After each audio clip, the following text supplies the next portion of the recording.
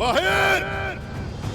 तुम्हें लगा तुमने मेरे लिए जाल बिछा लिया, लेकिन शिकारी खुद अपने शिकार में फंस गया। कैसा लगा तुम्हें? हाँ, अब समझ आएगी कि शिकार कौन है और शिकारी कौन।